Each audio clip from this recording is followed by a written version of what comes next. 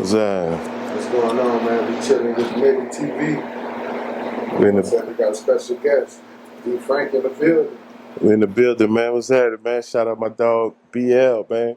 Nitty TV is in the building. It's going down. What's up with it, man? It ain't nothing, man. Shit, just want to talk to you, man. I like the great things you're doing, you know. And try to make it happen, man. You know, put some light on it, you heard? Appreciate you, man. Appreciate you, bro. You know, So, just trying to get this shit popping, man. That's about it, bro. You know, for sure, man. Where you from, bro? shit, New Iberia, man. I'm originally from Beaumont, Texas, man, but I'm from New Iberia. I got born in Beaumont, Texas, but I grew up in New Iberia, went to school and everything, yeah. But I got my whole daddy side of my family from Beaumont. So in Beaumont, I got a whole nother situation. But I'm really B-Town, New Iberia.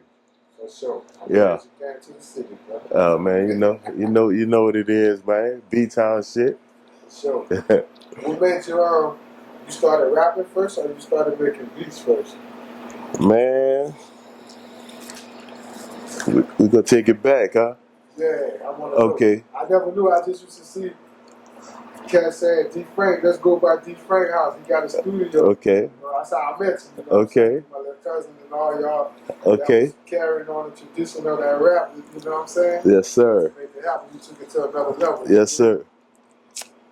A lot of people don't know I was a DJ first before anything. Oh, for real? And I wouldn't. How I got introduced to music, period.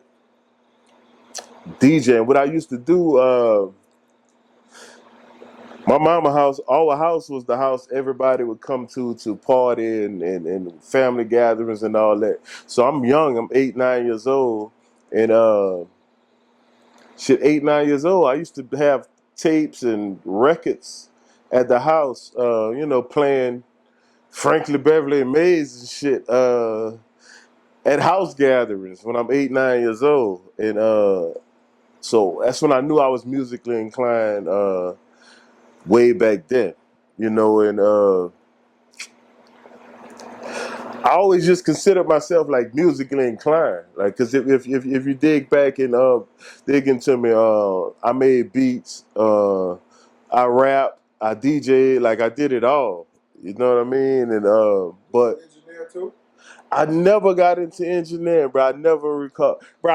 I recorded myself probably once or twice my whole life. I never got into engineering, but I did do beats and rap and DJ and stuff. You know. What made you want to give back to everybody? You know what I'm saying? Why everybody gravitated to you to your house on Mississippi Street? My house, I be telling niggas when I be listening to niggas talk about how they talk about Screw House in Houston and shit. That my house is Screw House in New Iberia. You know what I'm saying? Like every nigga who rap or did anything musically came through that house. And my thing with helping everybody is like I always had that motion around me. Niggas always wanted to be around me, hang with me and shit like that. But I always was the nigga who just would try to put niggas on all the time. Like I I rapped, but like till today, I still don't consider myself a rapper, a DJ, a producer, nothing. I just consider myself a nigga that's music inclined, and I'm a hustler. I know how to hustle more than anything. Like hustling is my shit, and I know how to push it on. But my thing I always did like try to put niggas on, bring niggas together. Like we have niggas at the house, just doing songs. I'm putting everybody on songs and linking everybody together. That was what I liked about you, bro. Yeah. You know what I'm saying? You was different than the rest of these niggas. Yeah. Because you rock like I rock. Yeah. I like to share my talent, you know what I'm saying? Look into other people's talent too. Yeah. You know what I'm saying?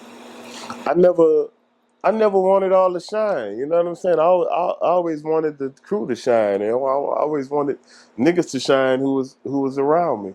You know, Most definitely. still till the day, I do the same shit. You know, How I, many CDs you put out? man, I put out rap CDs. I put out Deep in the Game. I put out that Purple mixtape. This other mixtape.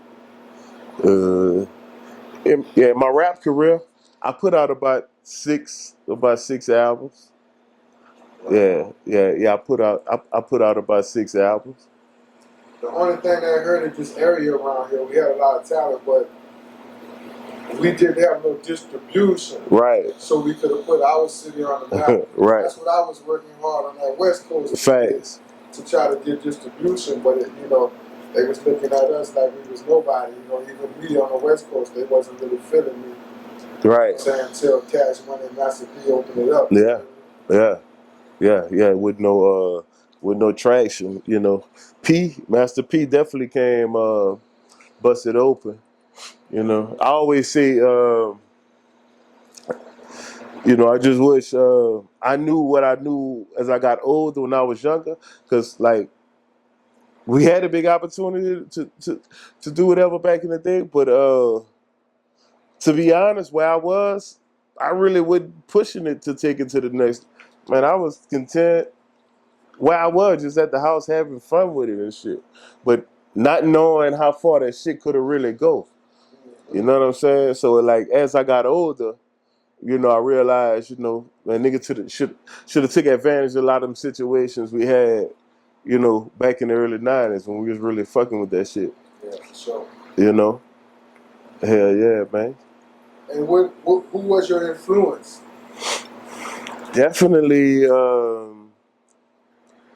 when I first got into music, rapping, definitely Spice One, Sally Cell, Spice One, Sally Cell. So you was on that bass shit. Definitely, man. When I first got in the game, bro, California was that's all we was on, like California shit, like them C-Bo. C-Bo was one of my favorite rappers. Spice One, like I say, Shelly Cell. A lot of that shit influenced me. A lot of that shit influenced me in my rap. If you go back and listen to a lot of my raps back in the day, yeah, you'll hear a lot of that West Coast influence in that. Yeah, that was some stuff. You know what I'm saying? Tupac, Spice One. Yeah, hell yeah. I mean, that's top of the line. Yeah. That probably is my favorite ones, bro. Yeah. Mine too. Hell yeah, man. And I happen to meet all of them. Yeah. Yeah. You had to move to that. You had to move to that West Coast. Yeah, bro. It's a man. What about down south? When you came from Texas, who was your Texas influence? A lot of Houston rappers. Definitely ESG. ESG ain't from Houston, but his rap career grew in Houston. ESG from Louisiana. Yeah, he from Louisiana. He's at ESG from Bogalusa. Okay. And but as far as his rap career, it came up on the Houston scene. So even though I'm from Beaumont, but the thing with the Texas rap, Texas ain't really had a rap scene when I first got introduced to rap. They had Scarface and the Ghetto Boys, but that really wasn't that Texas vibe, and that sound. Yeah, it was mostly nationwide. Yeah, but why I say ESG, because he's the first rapper with a bigger name who I collab and did a song with. And he does some work with ESG. Yeah, we did some music together. And once we did that song, I just started paying it, because before that, and the way we did the song, I wasn't even trying to do it. It was a nigga I was fucking with. Like I said, we just doing our own shit. And nigga I was fucking with, man, he plugged it in with ESG and we did it. And I just thought, and when I went to Rec Shop Studios, I was like, them niggas doing the same shit we doing back home, but they shit way on another level than us.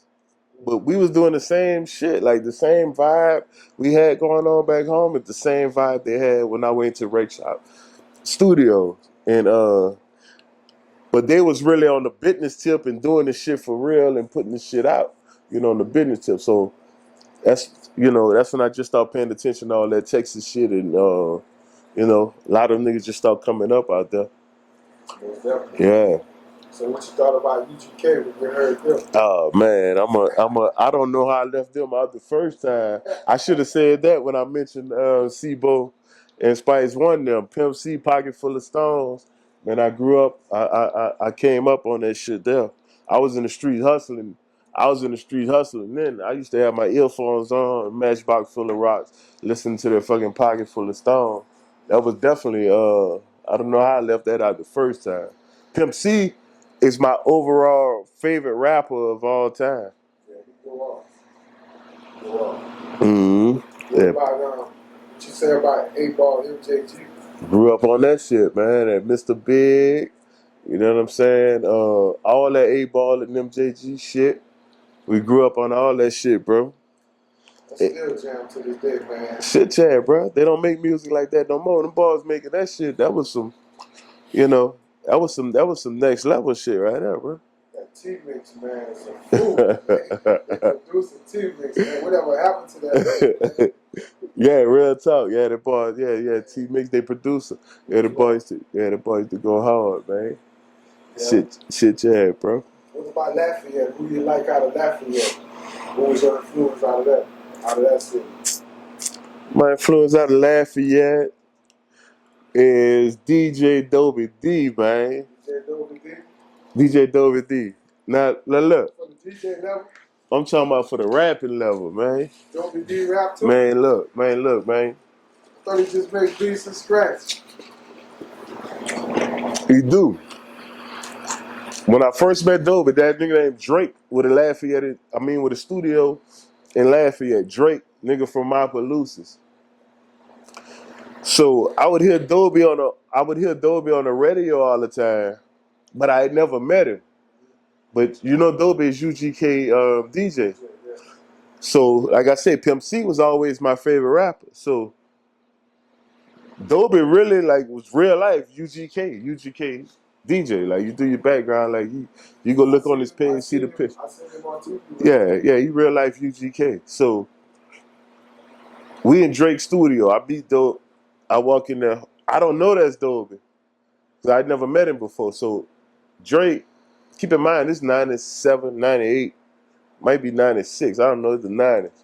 So the nigga Drake who owned the studio, he tell me, because they had about 3 different rooms in that studio.